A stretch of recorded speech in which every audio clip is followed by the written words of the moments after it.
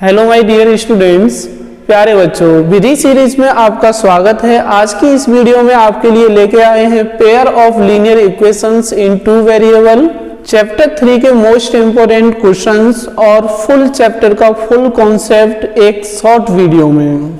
Dear students, इस chapter number 3 को 5 sections में डिवाइड किया गया है। तो हम बात करते हैं सबसे पहले फर्स्ट पॉइंट की,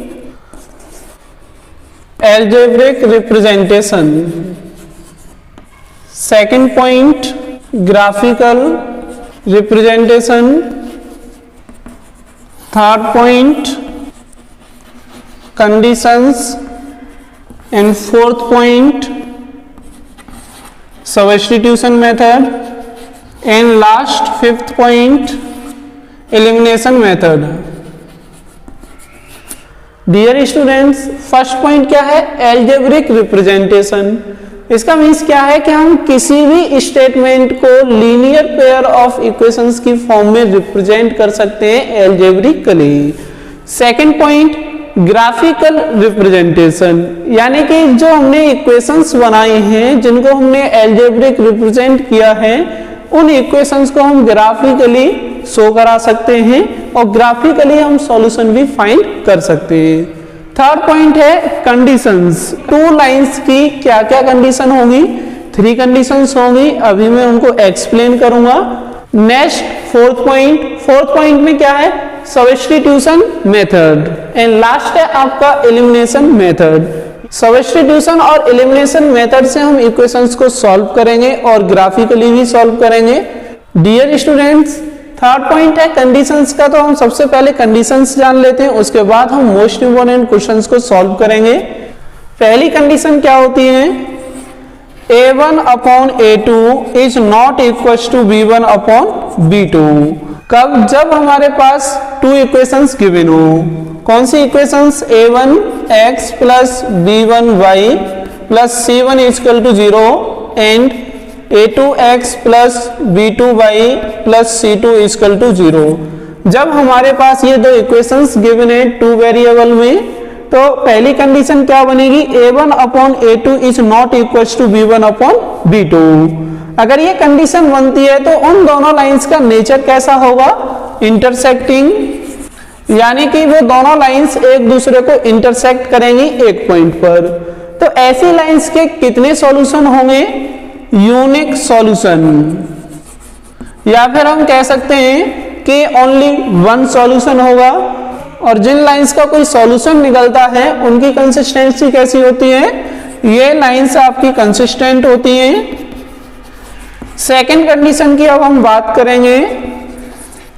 a1 upon a2 is equal to b1 upon b2 is equal to c1 upon c2। यानी जब तीनों लाइंस का रेशियो इक्वल है तो लाइंस एक दूसरे को कोइंसाइड करेंगी।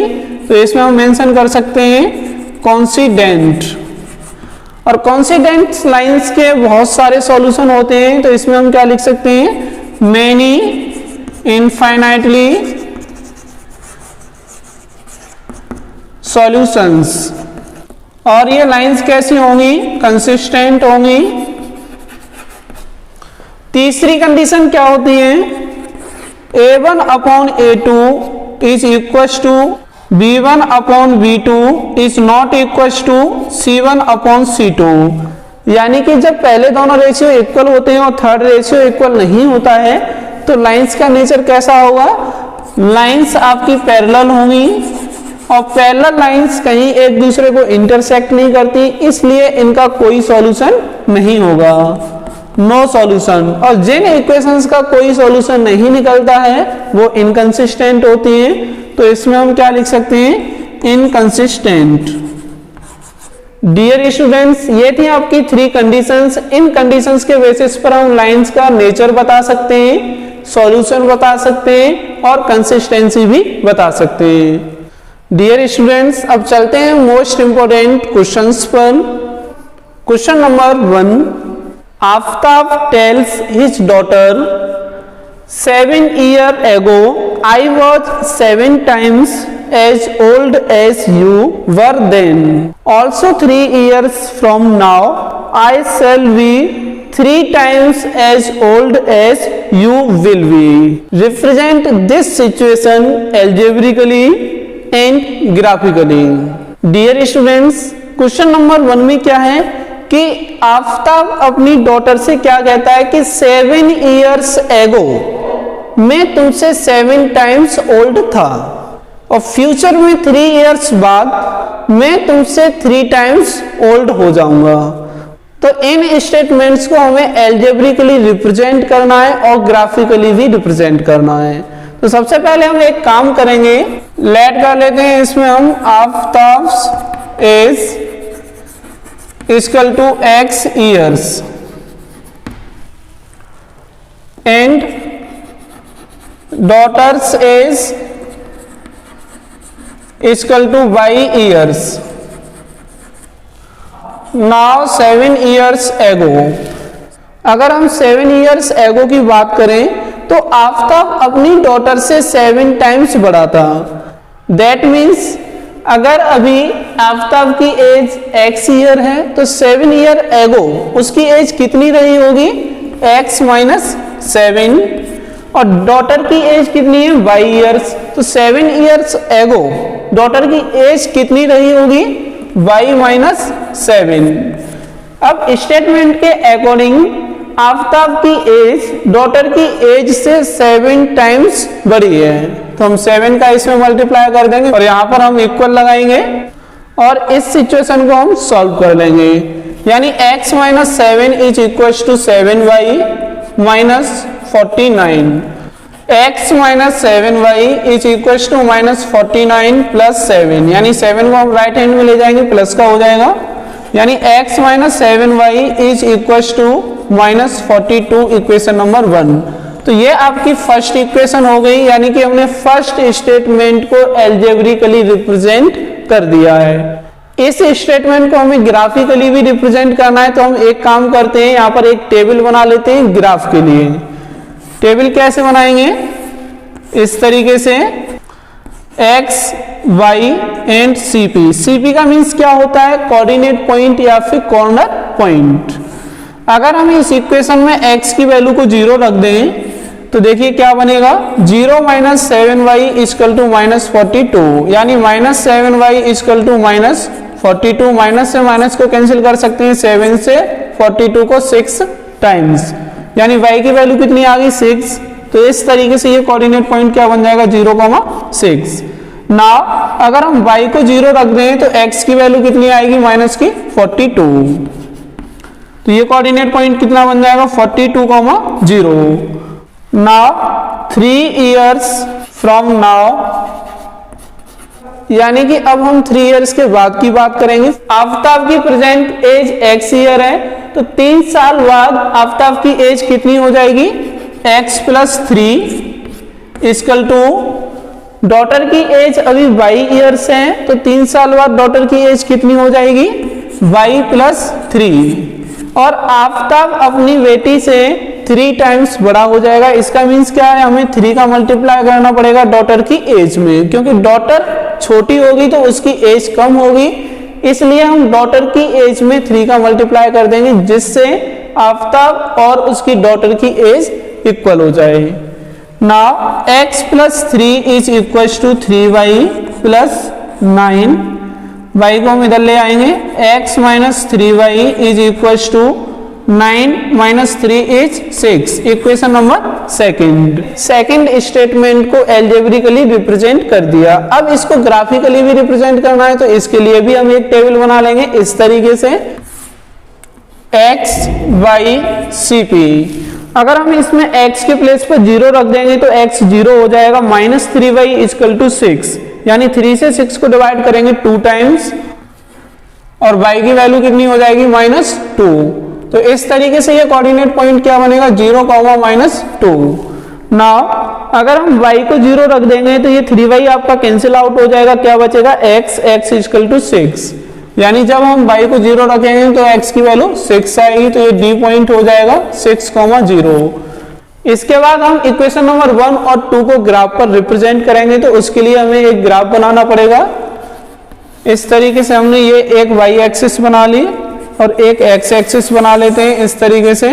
ये आपका एक्स, एक्स डैश, ये वाई हो जाएगा और यहाँ पर वाई डैश। ये आपका ओरिजिन पॉइंट होगा 0। इस पे हम मार्क करेंगे 10, 20, 30 और इस साइड में -10, -20, डाउनवर्ड साइड में -10 एंड -20। तो फर्स्ट पॉइंट आपका कहां आएगा? ए 0,6, यानी कि x कोऑर्डिनेट 0 है और y कोऑर्डिनेट कितना है? 6। तो कहां पर हम मेंशन कर सकते हैं? यहां मेंशन कर सकते हैं। ये आपका ए पॉइंट हो जाएगा 0,6 और बी पॉइंट कितना है? -42,0, यानी x एक्सिस पर माइनस का 42 और y एक्सिस पर कुछ नहीं, मतलब 0 है। x एक्सिस पर -40 ये रहा, तो इससे जस्ट थोड़ा सा आगे होगा b -42,0 एंड c इज 0,-2, यानी y एक्सिस पर माइनस का 2 यूनिट। तो यहां हम मेंशन कर सकते हैं c 0,-2 और d पॉइंट कहां होगा? 6,0, x एक्सिस पर पॉजिटिव साइड में 6,0। तो a और b को ज्वाइन करते हुए एक स्ट्रेट लाइन ड्रॉ करेंगे हम इस तरीके से, और c और d को ज्वाइन करते हुए एक स्ट्रेट लाइन ड्रॉ करेंगे इस तरीके से। तो ये हमने ग्राफिकली रिप्रेजेंटेशन कर दिया है दोनों सिचुएशंस को, ये इक्वेशन नंबर 1 के लिए और ये इक्वेशन नंबर 2 के लिए। इस तरीके से अगर कोई भी क्वेश्चन है तो हम उसको एल्जेब्रिकली रिप्रेजेंट कर सकते हैं, यानी इक्वेशन बना के, और ग्राफ पर भी रिप्रेजेंट कर सकते हैं। Next question number 2, from the pair of linear equations in the following problems and find their solutions graphically, यानी कि हमें क्या करना है? ग्राफिकली सॉल्यूशन फाइंड करना है। किसका करना है देखते हैं। 10 students of class 10th took part in a mathematics quiz. If the number of girls is 4 more than the number of boys, find the number of boys and girls who took part in the quiz. Dear students, इस question में क्या है कि एक mathematical quiz हो रही है। उस क्विज में क्लास 10th के 10 स्टूडेंट्स पार्टिसिपेट कर रहे हैं। तो इसमें कुछ गर्ल्स भी हैं और कुछ बॉयज भी हैं। टोटल 10 स्टूडेंट्स में से नंबर ऑफ बॉयज कितने हैं, नंबर ऑफ गर्ल्स कितनी है, ये हमें फाइंड करना है ग्राफिकली। तो सबसे पहले हम क्या करेंगे? इन दोनों स्टेटमेंट्स को एल्जेब्रिकली रिप्रेजेंट करेंगे, उसके बाद ग्राफ बनाएंगे, देन हम नंबर ऑफ बॉयज और नंबर ऑफ गर्ल्स को फाइंड कर लेंगे ग्राफ के through.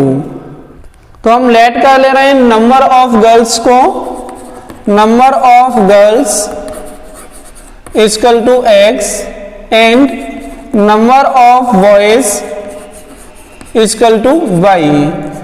Now according to question के बेसिस पर टोटल कितने स्टूडेंट्स पार्टिसिपेट कर रहे हैं? 10, यानी नंबर ऑफ गर्ल्स और नंबर ऑफ बॉयज को ऐड करेंगे तो कितना आना चाहिए? 10। तो नंबर ऑफ गर्ल्स कितनी है? x और नंबर ऑफ बॉयज कितने हैं? y। इक्वेशन नंबर 1, इसके लिए हम एक टेबल बना लेंगे क्योंकि हमें ग्राफिकली रिप्रेजेंटेशन देनी है। x, y and coordinate point. अगर x को हम 0 रखेंगे तो x आपका खत्म हो जाएगा, y इक्वल टू कितना आ जाएगा? 10। और अगर हम y को 0 रखेंगे तो y आपका खत्म हो जाएगा और x की वैल्यू कितनी आएगी? 10। तो ये कोऑर्डिनेट पॉइंट बनेगा 0,10 एंड ये कितना बन जाएगा? 10,0। Now again according to question,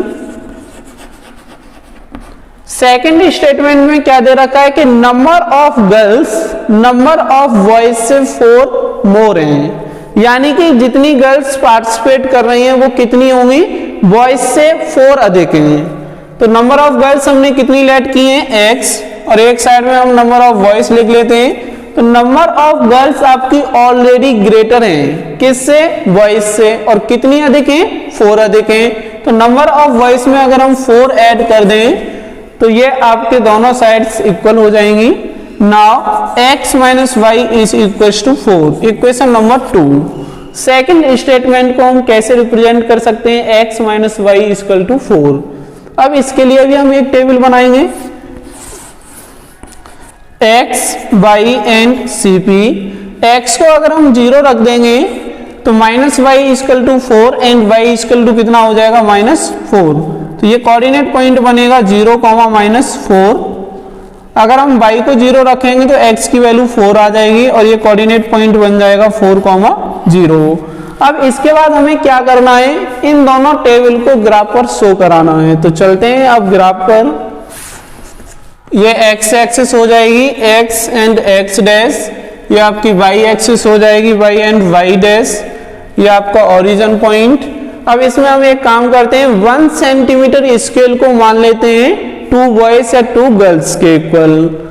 तो इस पर हम क्या लेंगे, 2, 4, 6, 8 एंड 10। इसी तरीके से y एक्सिस पर 2 एंड -8। तो फर्स्ट कोऑर्डिनेट पॉइंट कितना है, 0, 10, यानी x कोऑर्डिनेट 0 है और y कितना है 10, वो भी प्लस का है। तो कहाँ आएगा ये, अपर साइड में a 0, 10 और b कितना है 10, 0, यानी x कोऑर्डिनेट 10 है और y 0 है। तो इसको हम कहाँ रिप्रेजेंट करेंगे, x एक्सिस पर 10, 0। दोनों पॉइंट्स को ज्वाइन करते हुए एक स्ट्रेट लाइन हम ड्रॉ कर देंगे इस तरीके से। तो ये आपकी इक्वेशन नंबर 1 के लिए हो गया। अब इक्वेशन नंबर 2 के लिए हम देखेंगे सी पॉइंट क्या है, 0, -4, यानी x कोऑर्डिनेट तो 0 है और y कितना है -4। तो y आपका माइनस में कहाँ होता है, डाउनवर्ड साइड में। तो ये आपका सी पॉइंट हो जाएगा 0, -4 और d क्या है 4, 0। तो 4, 0 को हम कहाँ रिप्रेजेंट करेंगे, x एक्सिस पर। C और D को ज्वाइन करते हुए हम एक स्ट्रेट लाइन ड्रॉ कर देंगे इस तरीके से। ये इक्वेशन नंबर 2। अब ग्राफ से हमें क्या फाइंड करना है, नंबर ऑफ गर्ल्स और नंबर ऑफ बॉयज। तो यहां देखिए दोनों लाइनें एक दूसरे को इंटरसेक्ट कर रही हैं। किस पॉइंट पे कर रही हैं, दिस, इसको हम P पॉइंट का नाम दे देंगे। अब यहां से एक परपेंडिकुलर हम ड्रॉ करेंगे x एक्सिस पर और एक परपेंडिकुलर ड्रॉ करेंगे y एक्सिस पर। तो यहां पर देखिए x एक्सिस पर कहां कट कर रहा है, 6 और 8 के बीच में, यानी कि x इक्वल टू 7।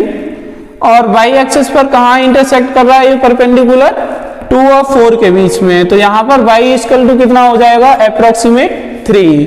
तो हम यहां मेंशन कर सकते हैं number of girls is equal to 7 and number of boys equal to 3। अगर हम दोनों को ऐड करेंगे तो कितना आएगा, 10 ही आना चाहिए। और नंबर ऑफ गर्ल्स आपकी बॉयज से 4 मोर होनी चाहिए, तो इन दोनों में 4 का डिफरेंस भी है। तो इस तरीके से हम किसी भी क्वेश्चन को ग्राफिकली सॉल्व कर सकते हैं। Next question number 3, draw the graphs of the equations x - y + 1 = 0 and 3x + 2y - 12 = 0. Determine the coordinate of the vertices of the triangle formed by these lines and the x-axis and set the triangular region. Dear students, इस question में हमें कोई भी statement नहीं दे रखा है, directly यहाँ पर इक्वेशंस दे रखी हैं। उन इक्वेशंस को हमें ड्रॉ करना है ग्राफ पर और एक ट्रायंगल बनाना है जो इन दोनों इक्वेशंस और एक्स एक्सिस के द्वारा बनेगा। उसको हमें शेडेड भी करना है। ट्रायंगल की 3 वर्टेक्स होती हैं, उन तीनों वर्टेक्स को भी हमें फाइंड आउट करना है। तो चलते हैं अब इक्वेशंस पर। x - y + 1 = 0। इस इक्वेशन को हम और क्या लिख सकते हैं, x - y = -1 फर्स्ट इक्वेशन। इसके लिए हम एक टेबल बना लेते हैं। अगर हम इस इक्वेशन में x को 0 रख देंगे तो क्या बचेगा, -y = -1। माइनस से माइनस कैंसिल हो जाएगा 1, तो ये कोऑर्डिनेट पॉइंट बन जाएगा 0, 1। अगर हम y को 0 रख देंगे तो ये y टर्म कैंसिल आउट हो जाएगा, x = -1। तो ये कोऑर्डिनेट पॉइंट हो जाएगा -1, 0। सेकंड इक्वेशन क्या है, 3x + 2y - 12 = 0। इसको हम और क्या लिख सकते हैं, 3x + 2y = 12। इक्वेशन नंबर 2, इसके लिए भी हम एक टेबल बना लेते हैं यहाँ पर इस तरीके से। अगर हम इसमें x के प्लेस पर 0 पुट करेंगे तो 3x आपका फिनिश हो जाएगा, क्या बचेगा 2y इक्वल टू 12 और 2 से 12 को डिवाइड करेंगे तो कितना आएगा 6। इस तरीके से C कोऑर्डिनेट पॉइंट क्या बनेगा 0,6 एंड अगर हम y को 0 पुट कर दें तो 2y आपका फिनिश हो जाएगा, क्या बचेगा 3x इक्वल टू 12। तो 3 से 12 को डिवाइड करेंगे 4 टाइम्स और ये D कोऑर्डिनेट पॉइंट हो जाएगा 4,0।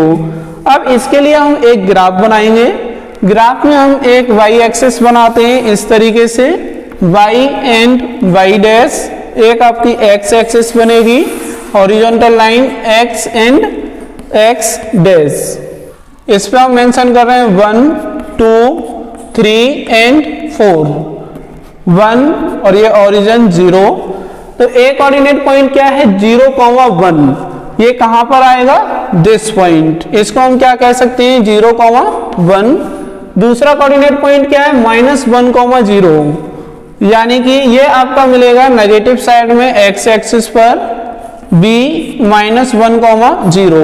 इन दोनों पॉइंट को ज्वाइन करते हुए एक स्ट्रेट लाइन ड्रॉ करेंगे इस तरीके से इक्वेशन नंबर 1 के लिए। अब सेकंड इक्वेशन में कोऑर्डिनेट पॉइंट क्या है 0,6, ये पॉइंट कहां मिलेगा हमें y एक्सिस पर अपवर्ड साइड में c 0,6 एंड d क्या है 4,0 जो x एक्सिस पर मिलेगा पॉजिटिव साइड में। अब C और D को ज्वाइन करते हुए एक स्ट्रेट लाइन ड्रॉ कर देंगे हम इस तरीके से इक्वेशन नंबर 2 के लिए। इक्वेशन नंबर 1 और इक्वेशन नंबर 2 और x एक्सिस के द्वारा यहाँ पर एक ट्रायंगल बन रहा है, तो देखिए कौन सा बनेगा। इक्वेशन नंबर 1 की लाइन ये है और इक्वेशन नंबर 2 की लाइन ये है और x एक्सिस ये है, तो यहाँ कौन सा रीजन बन जाएगा, ये रीजन बन जाएगा। इसको हम शेडेड कर सकते हैं।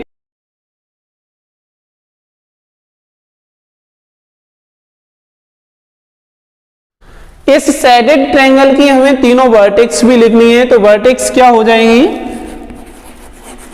वर्टेक्सेस आर, एक वर्टेक्स तो आपकी B हो जाएगी, तो B को हम क्या लिखेंगे -1,0।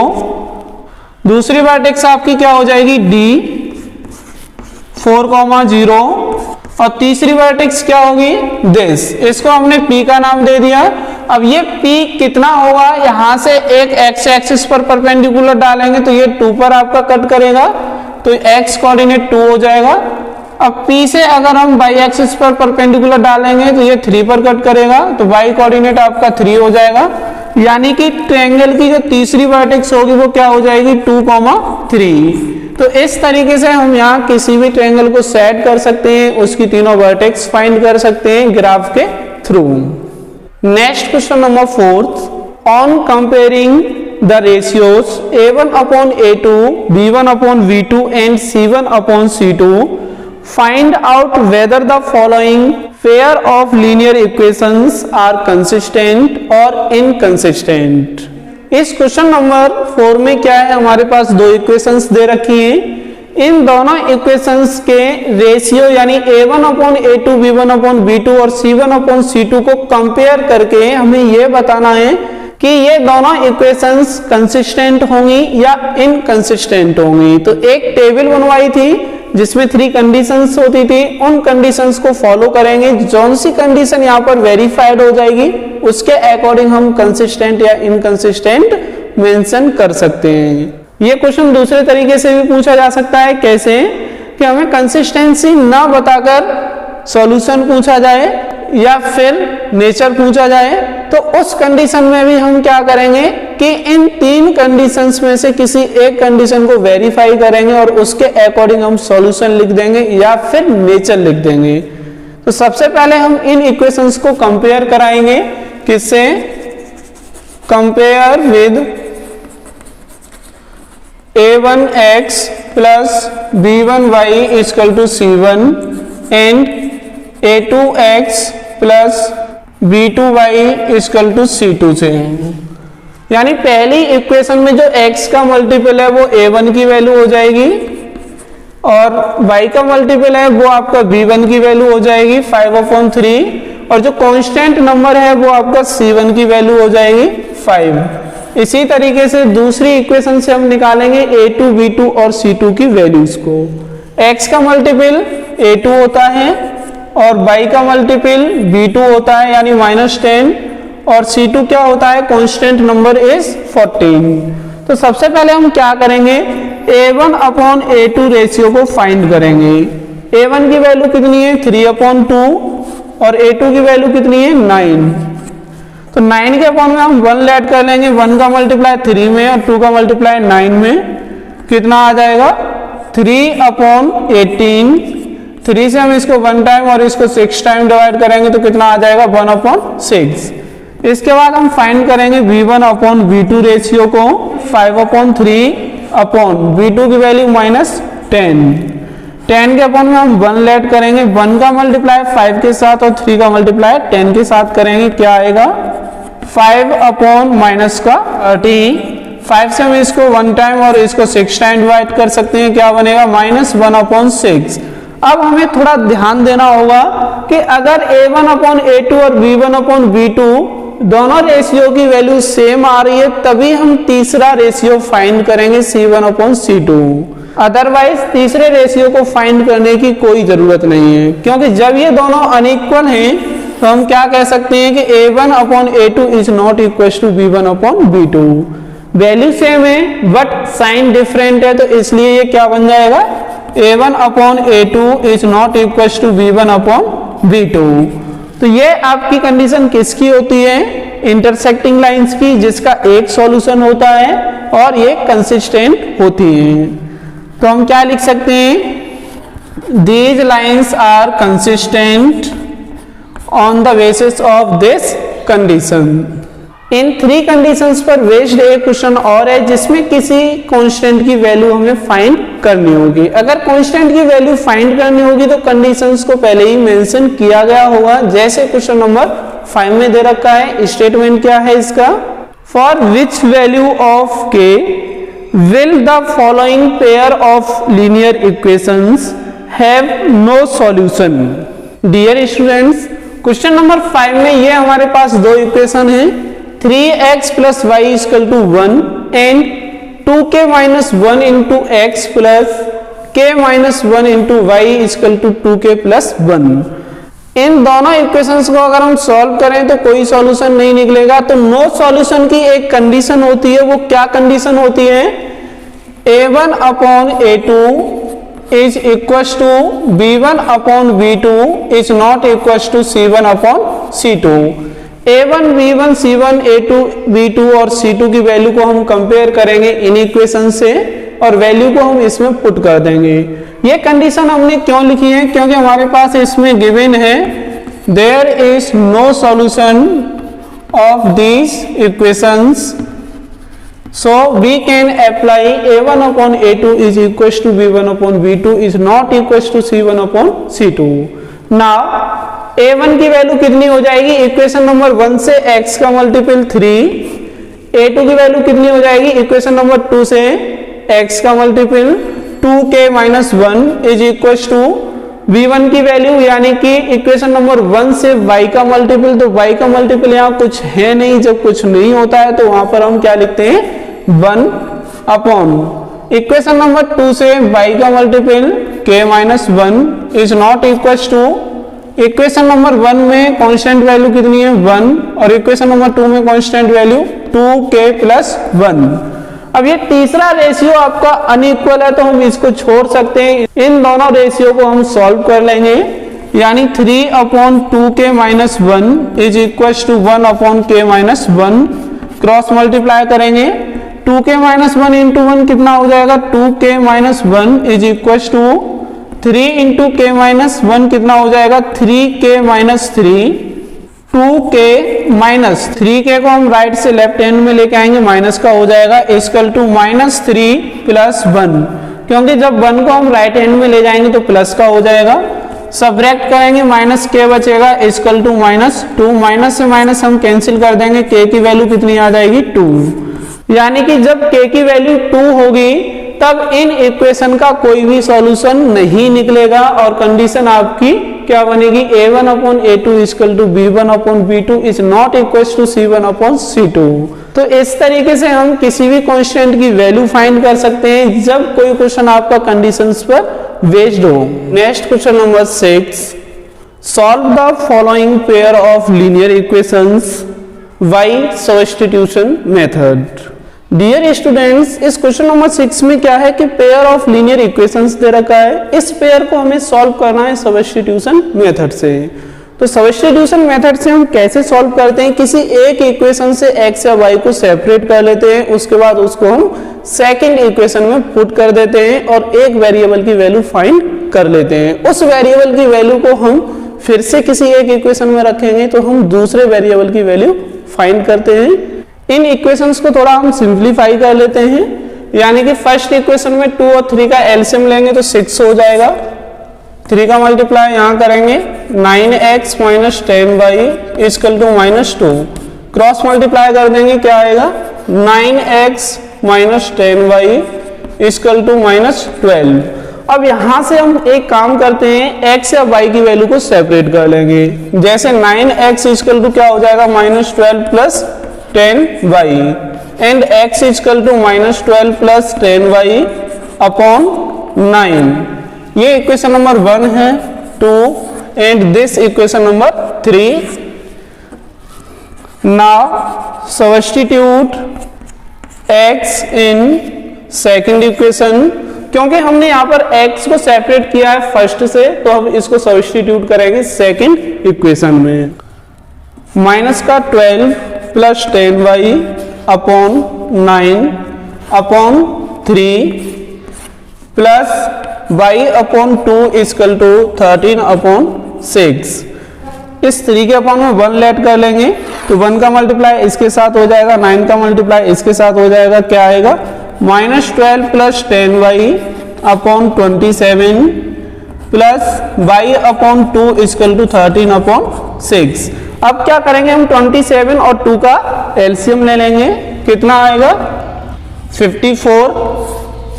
2 का मल्टीप्लाई हम इसमें करेंगे, माइनस का 24 plus 20y plus 27 into Y कितना हो जाएगा 27y इक्वल टू 13 अपॉन 6। 6 से हम इसको डिवाइड कर सकते हैं 9 टाइम्स और क्रॉस मल्टीप्लाई कर देंगे। 27y प्लस 20y कितना हो जाएगा 47y माइनस 24 इक्वल टू 13 9 जा 117।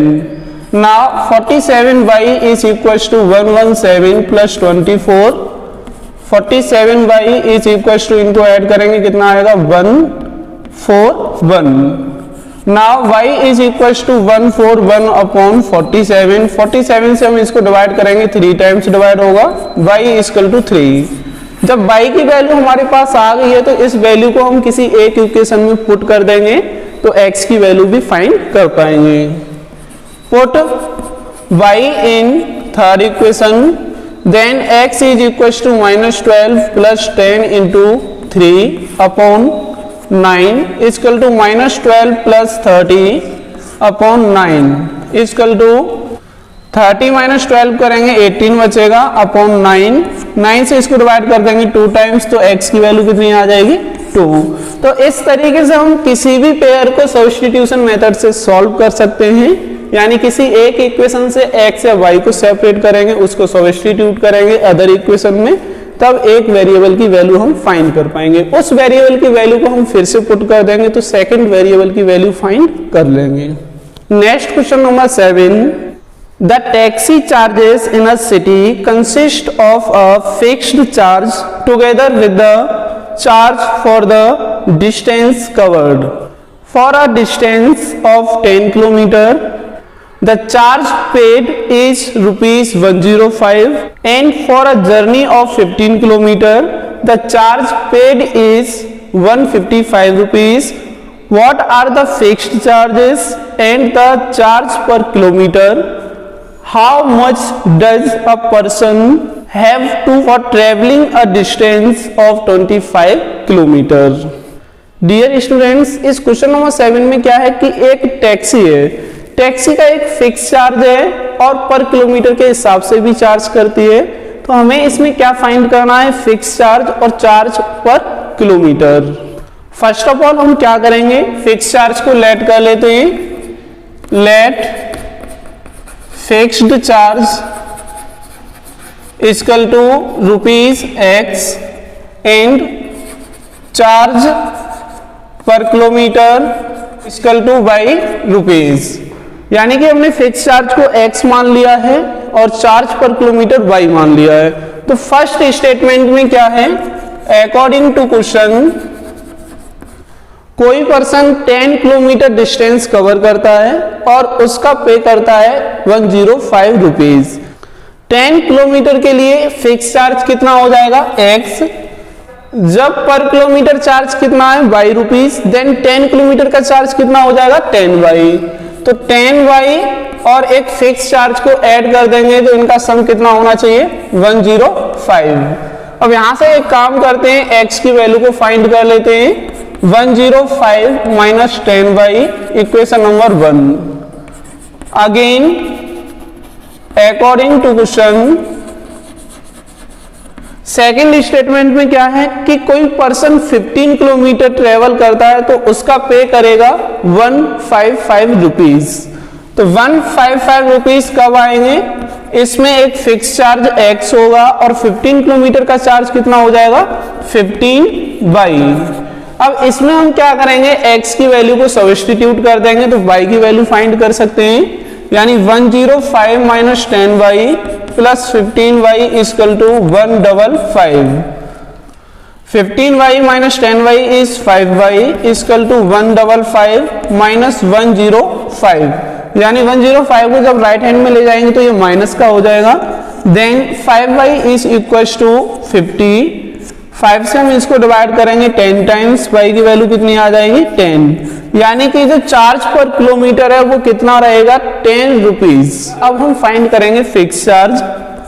सो put y in first equation, then x is equal to 105 minus 10 into 10।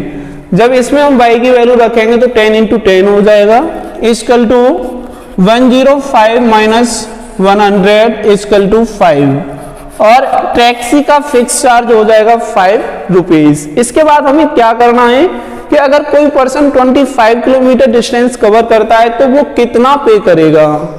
तो इसमें हम लिखेंगे पे फॉर 25 किलोमीटर।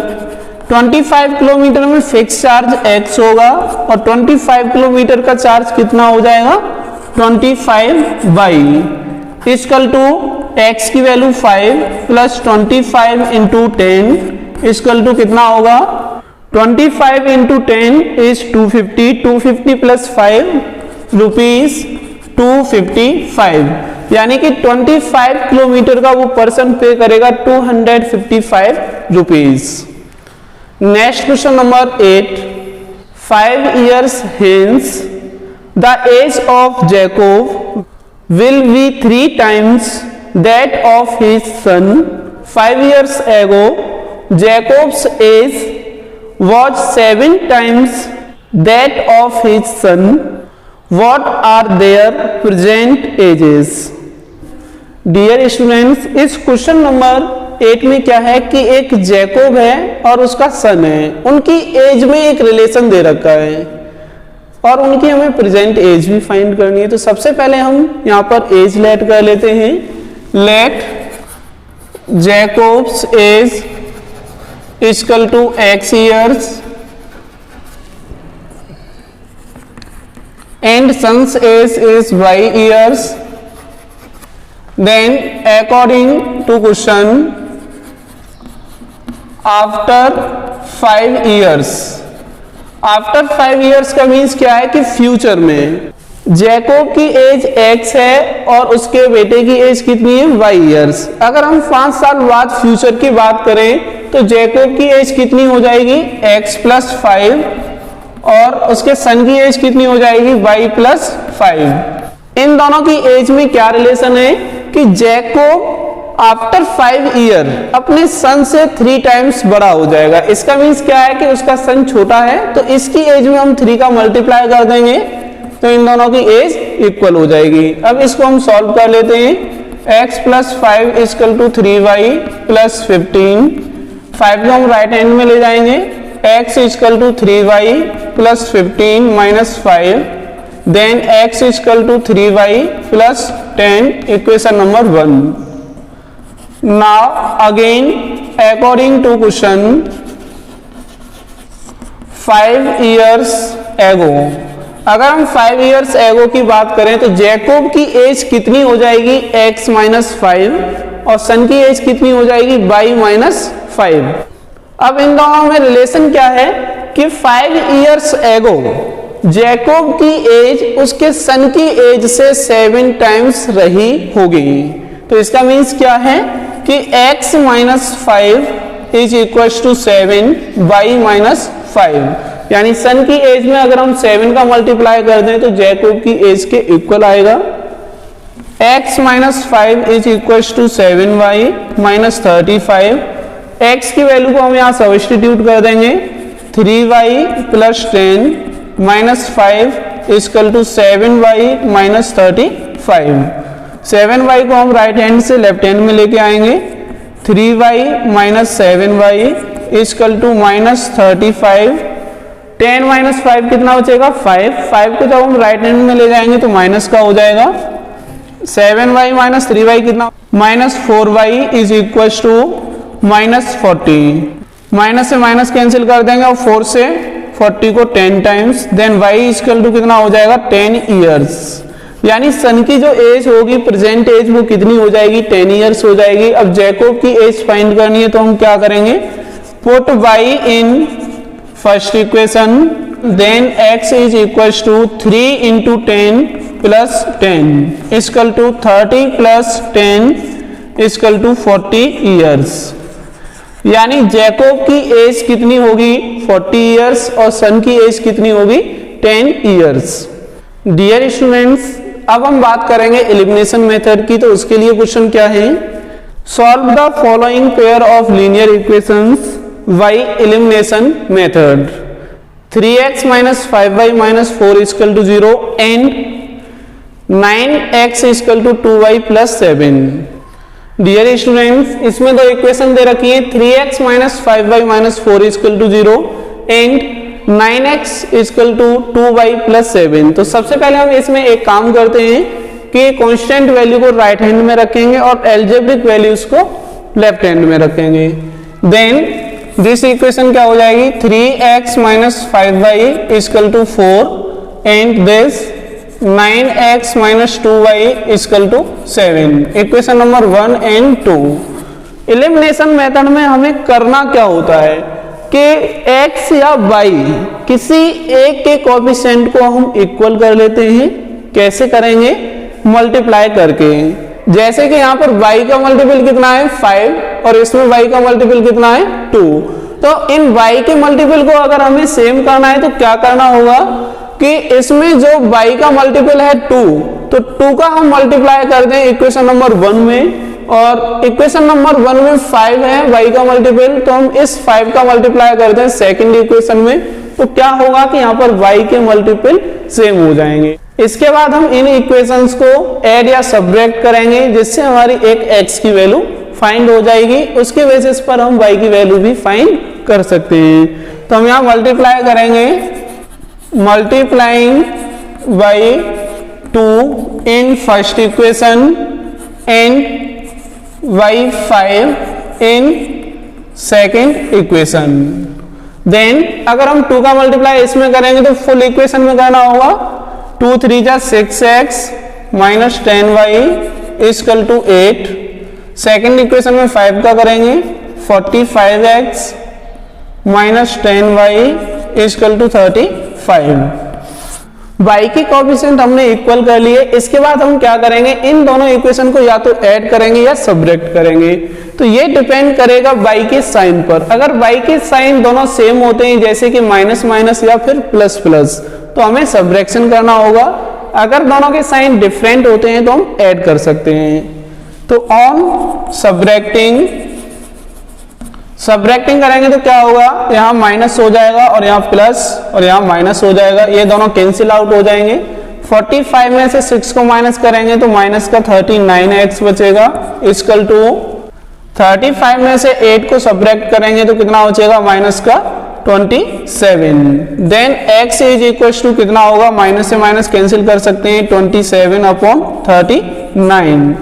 3 से हम इसको डिवाइड करेंगे 9 टाइम्स और 3 से हम इसको डिवाइड कर सकते हैं 13 टाइम्स, तो x की वैल्यू कितनी हो जाएगी, 9 upon 13। Now put x in first equation और सेकंड इक्वेशन। किसी एक इक्वेशन में हम x की वैल्यू को पुट करेंगे और y की वैल्यू फाइंड कर लेंगे। x की वैल्यू हम फर्स्ट इक्वेशन में रख रहे हैं तो क्या होगा, 3 into 9 upon 13 minus 5y equal to 4। तो ये कितना हो जाएगा, 27 upon 13 minus 5y equal to 4। Minus 5y equal to कितना आएगा, 4 माइनस 27 अपॉन 13। क्योंकि हम इसको राइट हैंड में ले जाएंगे तो ये माइनस का हो जाएगा, 4 के अपॉन में हम 1 लेट कर लेंगे, minus 5y is equal to 1 और 13 का एलसीएम कितना होता है, 13 का इंटू 4 में करेंगे कितना आएगा, 52 minus 1 into 27 is 27 minus 5y is equal to 52 में से 27 माइनस करेंगे यानी 12 minus 7 is 5, 4 minus 2 is 2 upon 13। 5 से हम इसको डिवाइड कर सकते हैं 5 times. Now minus y is equal to 5 upon 13 and y is equal to minus 5 upon 13। ये हो जाएगी वैल्यू आपकी y की, और x की वैल्यू कितनी आई थी, 9 अपॉन 13। तो इस तरीके से हम किसी भी पेयर को एलिमिनेशन मेथड से सॉल्व कर सकते हैं। Next question number 10, if we add 1 to the numerator and subtract 1 from the denominator, a fraction reduces to 1, it becomes 1 upon 2 if we only add 1 to the new. What is the fraction? Dear students, ये एक question है आपका fraction पर based. इस question को हम कैसे करेंगे, सबसे पहले हमें लेट करना होगा न्यूमरेटर और डिनोमिनेटर। तो हम न्यूमरेटर को लेट कर लेते हैं, let numerator is equal to x and denominator equal to y। Then fraction क्या बनेगा, on the basis of numerator and denominator is x upon y। Now according to question के according statement क्या है कि अगर हम न्यूमरेटर में 1 add करते हैं और डिनोमिनेटर में से 1 सब्ट्रैक्ट कर देते हैं तो ये फ्रैक्शन कितना हो जाता है, 1। तो फ्रैक्शन कितना होता है 1, उसे हम राइट हैंड में लिखेंगे और क्या करना पड़ेगा, न्यूमरेटर में हमें 1 ऐड करना पड़ेगा और डिनोमिनेटर में से हमें 1 माइनस करना पड़ेगा। तो इस तरीके से हमने स्टेटमेंट को यहाँ पर रिप्रेजेंट कर दिया है। अब इसको हम आगे सिंप्लीफाई कर लेंगे और इक्वेशन बना लेंगे। 1 के अपॉन में 1 लेट करेंगे, क्रॉस मल्टीप्लाई कर देंगे, x plus 1 is equal to y minus 1, x minus y हो जाएगा इक्वल टू माइनस 1 माइनस 1, यानी x minus y is equal to minus 2, equation number 1। Again according to question second statement में क्या दे रखा है कि if only 1 add to the denominator then fraction becomes 1 upon 2, यानी फ्रैक्शन आपका 1 अपॉन 2 हो जाता है कब, जब सिर्फ और सिर्फ डिनोमिनेटर में हम 1 ऐड करें। तो न्यूमरेटर को हम एज इट इज रहने देंगे, डिनोमिनेटर में 1 ऐड कर देंगे यानी y प्लस 1 हो जाएगा, क्रॉस मल्टीप्लाई करेंगे, 2x is equal to y plus 1। Now 2x minus y equal to 1, equation number second. यहां हमने दोनों इक्वेशन बना लिए, इसको हम एलिमिनेशन मेथड से सॉल्व करेंगे। क्वेश्चन में कहीं भी ये लिखा नहीं है कि हमें इसे एलिमिनेशन से करना है या सब्स्टिट्यूशन से करना है, तो इस क्वेश्चन को हम किसी भी मेथड से सॉल्व कर सकते हैं, एलिमिनेशन मेथड या सब्स्टिट्यूशन मेथड से। तो हम इसको एलिमिनेशन मेथड से सॉल्व करेंगे। अब एलिमिनेशन मेथड से जब सॉल्व करेंगे तो x या y के कोएफिशिएंट इक्वल होने चाहिए। x के कोएफिशिएंट इक्वल नहीं है लेकिन y के कोएफिशिएंट इक्वल है, तो हमें यहाँ पर इक्वल करने की कोई जरूरत नहीं है। Now x minus y is equal to minus 2, equation number 1। And 2x minus y is equal to 1, equation number 2। y के साइन सेम है तो हमें क्या करना पड़ेगा, ऑन सब्ट्रैक्टिंग सब्ट्रैक्ट करना पड़ेगा। सब्ट्रैक्ट करेंगे तो यहाँ साइन चेंज करेंगे, माइनस प्लस माइनस, y से y कैंसिल आउट हो जाएगा, माइनस x बचेगा और इधर कितना हो जाएगा माइनस 3, माइनस से माइनस कैंसिल कर देंगे, x इक्वल टू 3, यानी x की वैल्यू कितनी आ गई 3। अब इस x की वैल्यू को हम पुट करेंगे इक्वेशन नंबर 1 या फिर इक्वेशन नंबर 2 में। Put x in first equation, then first equation क्या हो जाएगी, x माइनस वाई, इसका मतलब क्या है 3 माइनस वाई हो जाएगा equal to minus 2, then minus y is equal to minus 2 minus 3 and minus y equal to minus 5, minus से माइनस कैंसिल कर देंगे, y की वैल्यू कितनी हो जाएगी 5। तो इस तरीके से हमने x और y की वैल्यू फाइंड कर ली है। देन फ्रैक्शन आपका क्या बन जाएगा, फ्रैक्शन इज इक्वल टू, क्या था फ्रैक्शन, x अपॉन y, और x की वैल्यू कितनी आई है 3 और y की वैल्यू कितनी है 5, तो फ्रैक्शन आपका कितना हो जाएगा 3 upon 5। Next question number 11, a lending library has a fixed charge for the first 3 days and an additional charge for each day thereafter. Sarita paid 27 rupees for a book kept for 7 days, while Susie paid 21 rupees for the book she kept for 5 days. Find the fixed charge and the charge for each extra days. Dear students, इस question number 11 में क्या है कि एक landing library है जो books को rent पर देती है। उसमें सरिता एक बुक को लेके आती है और उसका 27 रुपीज पे करती है 7 डेज के, और सुशी 5 डे के 21 रुपीज पे करती है। कब, जब 3 डेज का चार्ज फिक्स है और एक्स्ट्रा डे का चार्ज एडिशनल होगा, यानी कि चार्ज पर डे लगेगा। तो सबसे पहले हम क्या करेंगे, let fixed charge for 3 days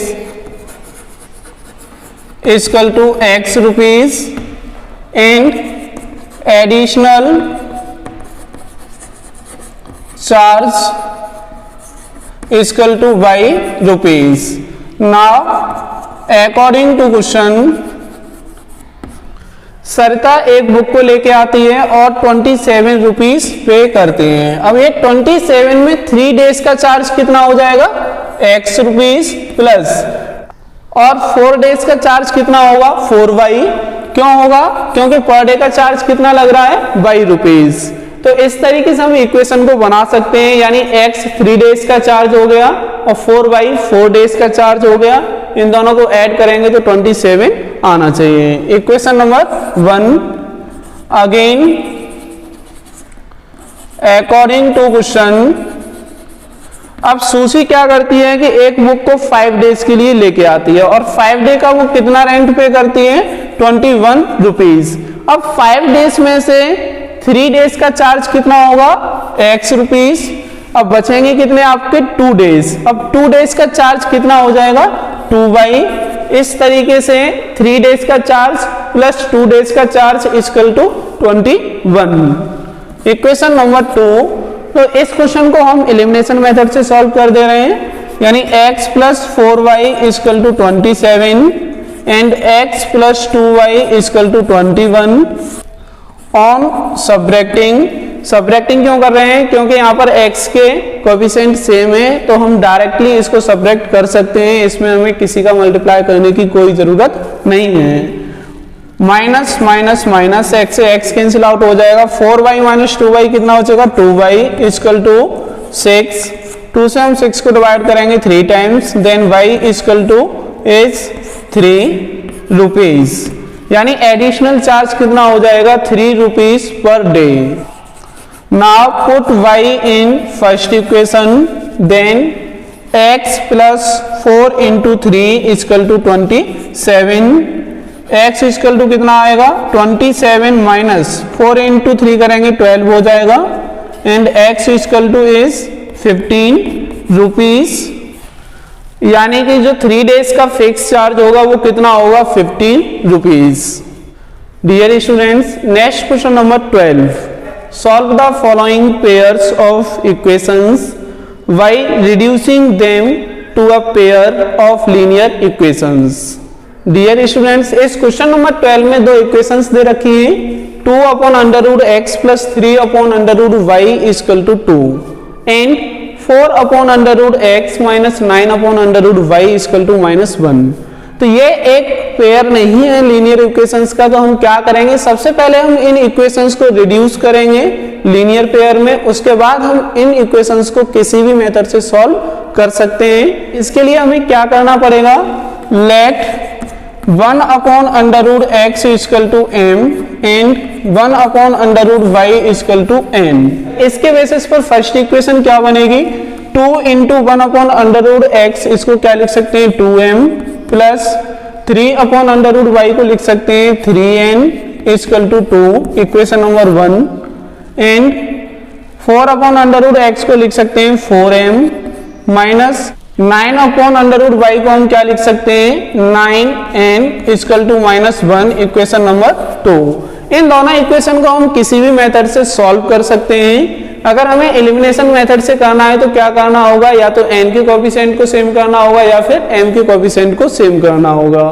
अगर हम इक्वेशन नंबर 1 में 3 का मल्टीप्लाई कर दें तो n के कोएफिशिएंट इक्वल हो जाएंगे, तो इसमें हम 3 का मल्टीप्लाई करेंगे, multiplying by 3 in first equation, then 3 × 2 = 6m plus 9n = 6, and second equation as it is रहेगी 4m - 9n = 1। n का साइन डिफरेंट है, इसलिए हम यहाँ क्या लिखेंगे, ऑन एडिंग, दोनों इक्वेशन को ऐड करने पर। जब हम इक्वेशंस को ऐड करेंगे तो साइन चेंज नहीं करेंगे, 9n से 9n कैंसिल आउट हो जाएगा और ये कितना बनेगा 10m = 5, m = 5/10, यानी हम इसको 5 से डिवाइड करेंगे 1 टाइम और इसे 2 टाइम, m की वैल्यू कितनी आ जाएगी 1/2। तो ये तो m की वैल्यू हो गई। अब हम क्या करेंगे, m की वैल्यू को हम इक्वेशन नंबर 1 या 2 में पुट कर देंगे, put m in first equation, then 2 × 1/2 plus 3n = 2। 2 से हम 2 को डिवाइड कर सकते हैं, क्या बचेगा 1 प्लस 3n = 2, एंड 3n = 2 - 1 कितना आएगा 1, और n की वैल्यू क्या हो जाएगी 1/3। तो हमने यहाँ पर n और m की वैल्यू फाइंड कर ली है, लेकिन हमें फाइंड करनी है x और y की वैल्यू। तो इसके लिए हमें क्या करना होगा, m और n की वैल्यू को हम रिप्लेस कर देते हैं 1/√x और 1/√y से। देखते हैं क्या बनेगा, m = कितना आया है 1/2, m के प्लेस पर क्या लिख सकते हैं 1/√x = 1/2, क्रॉस मल्टीप्लाई करेंगे तो √x = कितना हो जाएगा 2, लेकिन हमें वैल्यू चाहिए x की, इसलिए हम क्या करेंगे स्क्वायर कर देंगे दोनों साइड में, तो x = कितना हो जाएगा 2 का square is 4, and n = 1/3, n के प्लेस पर हम क्या लिख सकते हैं 1/√y = 1/3, क्रॉस मल्टीप्लाई करेंगे तो √y = कितना हो जाएगा 3, now on squaring then y = 9, यानी कि अंडर स्क्वायर से हट जाएगा और 3 का स्क्वायर 9 हो जाएगा। तो इस तरीके से हम किसी भी इक्वेशन को रिड्यूस करके सॉल्व कर सकते हैं। जैसे इसका आंसर कितना हो जाएगा, x = 4 and y = 9। Next question number 13, ये क्वेश्चन बोर्ड एग्जाम के लिए मोस्ट इंपोर्टेंट है। इस टाइप के क्वेश्चन अधिकतर रिपीट होते रहते हैं। Ritu can row down stream 20 kilometre in 2 hours and up stream 4 kilometre in 2 hours. Find her speed of rowing in still water and the speed of the current. Dear students, इस question में हमें क्या करना है कि रोइंग की speed find करनी है और स्पीड हमें फाइंड करनी है करंट की। इसका मीन्स क्या है कि रोइंग की स्पीड से मीन्स क्या है कि बोट की स्पीड स्टिल वाटर में, और करंट की स्पीड से मतलब क्या है कि वाटर की स्पीड क्या होगी। तो सबसे पहले हम क्या करेंगे, लेट कर लेंगे इसमें speed of rowing is equal to x km/h and speed of the current यानी वाटर की स्पीड हम y km/h मान लेंगे। अब इसके बाद हम क्या करेंगे कि डाउन स्ट्रीम की स्पीड और अप स्ट्रीम की स्पीड फाइंड करेंगे। Speed of the down stream is equal to and speed of the upstream।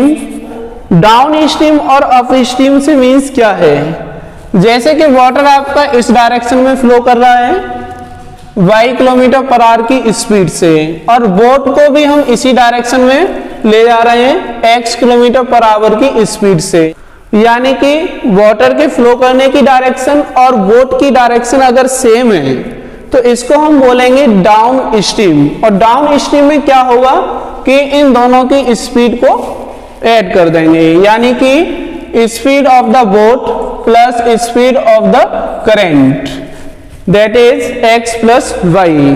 And for up stream से मीन्स क्या है कि आपका वाटर फ्लो कर रहा है इस डायरेक्शन में y km/h की स्पीड से, बट बोट को हम अपोजिट डायरेक्शन में ले जा रहे हैं x km/h की स्पीड में। यानी कि यहां पर क्या है कि वाटर के फ्लो करने की डायरेक्शन और बोट की डायरेक्शन अपोजिट है, तो इसको हम क्या बोलेंगे, अप स्ट्रीम बोलेंगे। और इस केस में अप स्ट्रीम की स्पीड क्या होगी, x माइनस वाई, क्योंकि बोट वाटर की अपोजिट डायरेक्शन में जा रही है, इसलिए बोट की स्पीड ज्यादा होगी वाटर की स्पीड से, तो अप स्ट्रीम की स्पीड क्या हो जाएगी, x minus y. Now according to question के अकॉर्डिंग क्या है कि ऋतु 20 किलोमीटर डाउन स्ट्रीम में ट्रेवल कर रही है 2 आवर्स में।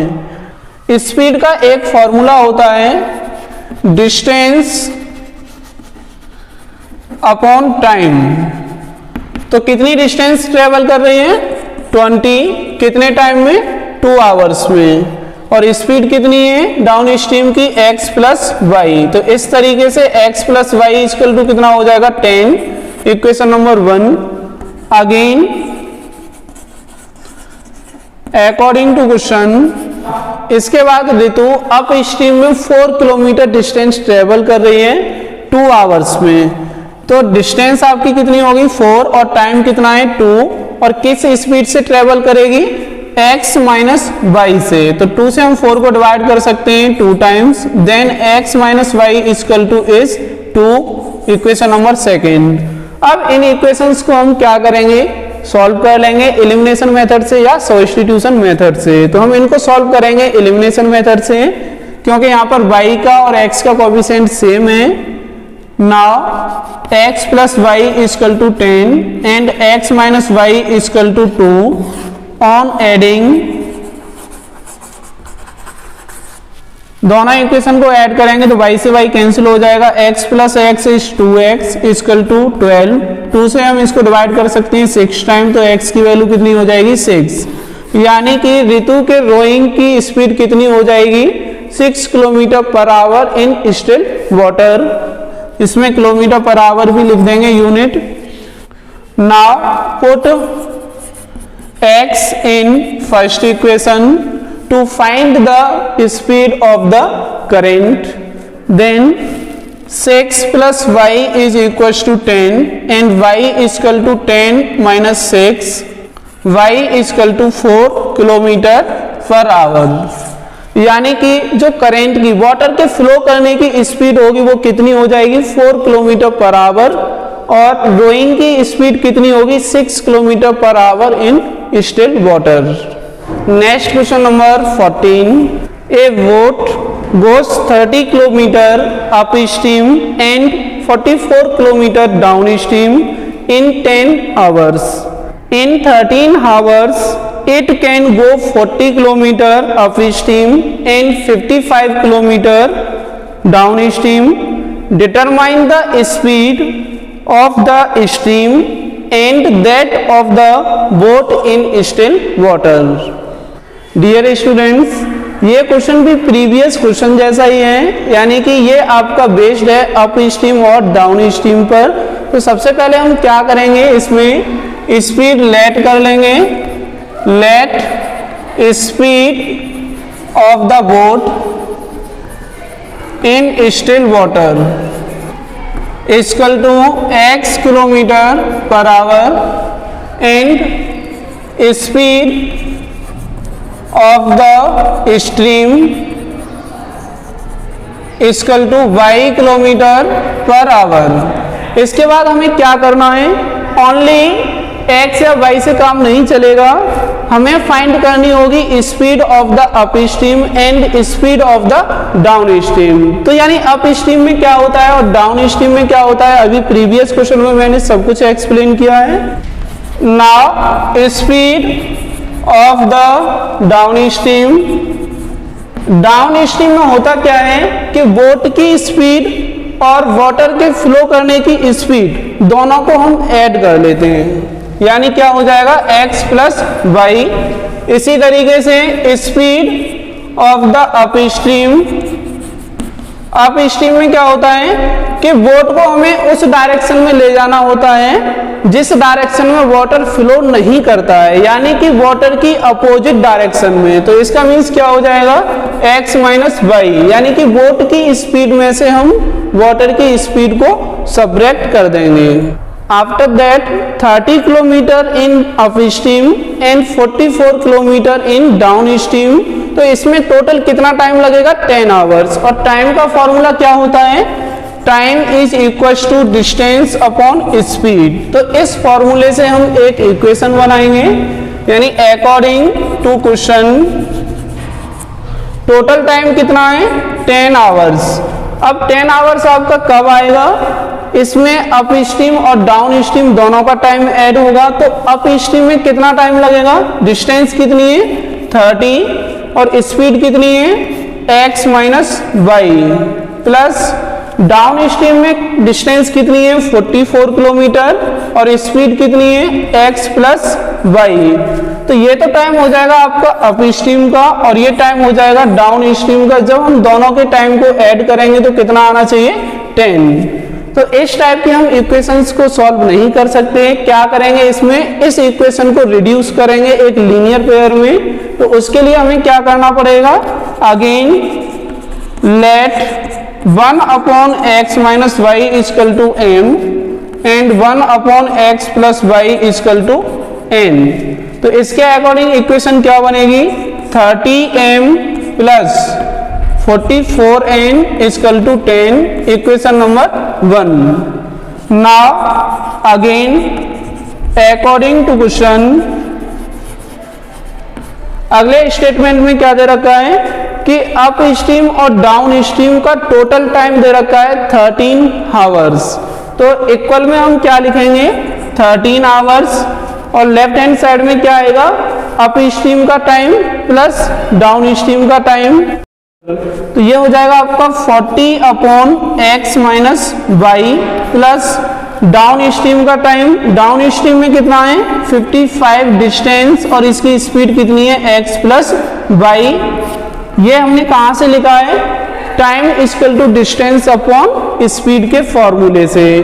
इसके बाद हम क्या करेंगे, इन इक्वेशंस को रिड्यूस कर लेंगे। हम already 1 upon x minus y को m लेट कर चुके हैं और 1 अपॉन एक्स प्लस वाई को n लेट कर चुके हैं। तो ये इक्वेशन क्या बनेगी, 40m plus 55n equal to 13, equation number 2। इन दोनों इक्वेशन को हम सब्स्टिट्यूशन मेथड या फिर एलिमिनेशन मेथड से सॉल्व कर लेंगे। तो इस क्वेश्चन को हम सॉल्व करेंगे एलिमिनेशन मेथड से। एलिमिनेशन मेथड से सॉल्व करने के लिए हमें क्या करना होगा कि m या फिर n के कोएफिशिएंट को इक्वल बनाना होगा। इसके लिए हम एक काम करते हैं कि इस इक्वेशन में 40 का मल्टीप्लाई कर देते हैं और सेकेंड इक्वेशन में 30 का। अब देखते हैं कितना बनेगा। ये फर्स्ट इक्वेशन क्या हो जाएगी, 1200 m plus 44 into 40 is 1760 n equal to 10 into 40 कितना हो जाएगा 400। ना 30 इंटू सेकेंड इक्वेशन क्या बनेगी, second equation 40 into 30 is 1200 m plus 55 into 30 क्या हो जाएगा 0516 n is equals to 13 into 30 is 390। Now अब इन इक्वेशंस को हम क्या करेंगे, या तो ऐड कर सकते हैं या फिर सबट्रैक्ट कर सकते हैं। ऐड करने पर कुछ मिलेगा नहीं तो हम क्या करेंगे, सबट्रैक्ट करेंगे। तो माइनस माइनस एंड माइनस ये कैंसिल आउट हो जाएंगे। इसमें से हम इसको सबट्रैक्ट करेंगे, कितना बचेगा 0 1 1 n इक्वल टू 400 में से 390 को सबट्रैक्ट करेंगे, कितना बचेगा 10। 0 से हम 0 को कैंसिल आउट कर सकते हैं। n की वैल्यू कितनी आ जाएगी 1/11। Now put n in first equation, then first equation क्या होगी 30m plus 44 into 1/11 equal to 10। 11 से 44 को 4 टाइम्स हम डिवाइड कर सकते हैं। 30m is equal to 10 minus 4 into 1 कितना हो जाएगा 4। Now 30m is equal to 6 से हम 6 को 1 टाइम डिवाइड कर सकते हैं और इसको 5 times, then m is equal to 1/5। तो इस तरीके से हमने m और n की वैल्यू को फाइंड कर लिया है। लेकिन अभी सॉल्यूशन यहाँ खत्म नहीं होता है। क्यों नहीं होता है, क्योंकि 1/x माइनस y हमने लेट किया था m के लिए और 1/x प्लस y लेट किया था n के लिए। तो सबसे पहले हम इनको रिप्लेस करेंगे। Now m equal to 1/5, m के प्लेस पर क्या लिखेंगे 1/x minus y equal to 1/5, cross multiply कर देंगे, then x minus y is equal to 5 equation number 3 and n is equal to 1/11। तो n के प्लेस पर हमने क्या लेट किया था 1/x plus y equal to 1/11, cross multiply करेंगे क्या आएगा x plus y is equal to 11 equation number 4। Equation number 3 और 4 को हम सॉल्व करेंगे एलिमिनेशन मेथड से, क्योंकि इस मेथड से हम इजीली इसको सॉल्व कर सकते हैं, क्योंकि y और x के कोएफिशिएंट सेम है। x minus y equal to 5 and x plus y equal to 11। तो अगर हम दोनों इक्वेशन को ऐड कर दें तो y आपका कैंसिल आउट हो जाएगा। यहाँ लिखेंगे on adding x plus x is 2x is equal to 16, कितना आएगा 8, x इक्वल टू कितना हो जाएगा 8 kilometre per hour. Now put x in third equation, x की वैल्यू को हम थर्ड इक्वेशन या फोर्थ इक्वेशन में पुट कर सकते हैं। तो देखिए क्या बनेगा 8 minus y is equal to 5, minus y equal to 5 minus 8 and minus y is equal to -3, minus से माइनस कैंसिल कर देंगे, वाई की वैल्यू कितनी हो जाएगी 3 kilometre per our. Speed of the boat in still water कितनी हो जाएगी 8 kilometre per our and speed of the steam 3 kilometre per our. तो इस तरीके से हम किसी भी क्वेश्चन को सॉल्व कर सकते हैं जो आपका डाउन स्ट्रीम और अप स्ट्रीम पर बेस्ड हो।